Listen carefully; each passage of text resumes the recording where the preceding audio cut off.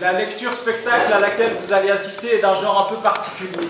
En effet, dans quelques instants, je vais vous lire non pas les extraits d'un livre, mais des articles de journaux.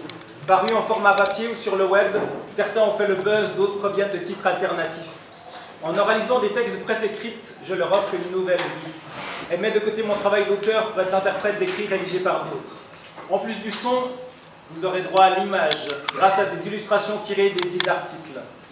À l'heure où la radio se doit d'être télégénique et la télévision adaptée au format des réseaux sociaux, je m'apprête à déclamer sur scène ce qui est né sous la plume de journalistes, des textes qui étaient destinés à être lus silencieusement, non pas à être entendus.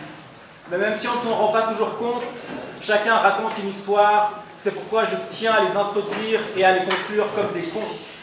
Et vous transportez le tour d'une performance dans le monde merveilleux d'un média qui s'apprête à disparaître, du moins sous la forme qu'il a eue durant des siècles. Mais avant sa mort, je tiens à lui rendre un dernier hommage avec cette oraison funèbre ressuscitatoire.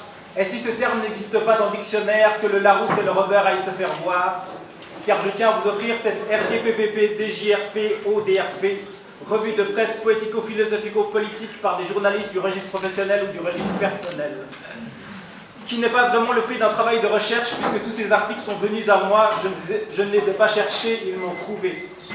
Plusieurs fois abonné à l'hebdo, je dévorais l'illustré au salon lorsque j'étais ado. Je le lisais en entier sans faire preuve d'aucune sélectivité. Et plus tard, j'ai continué à lire régulièrement des codes quotidiens, des menstruels et des hebdomadaires.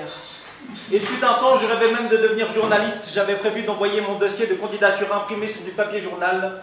Mon but, c'était que les employeurs lisent ma lettre de motivation, mon CV et leurs annexes, comme on lirait le Blick le matin ou le 20 minutes. Aujourd'hui, je remercie le ciel de ne pas avoir choisi ce métier maudit, mes rêves d'autobiographie.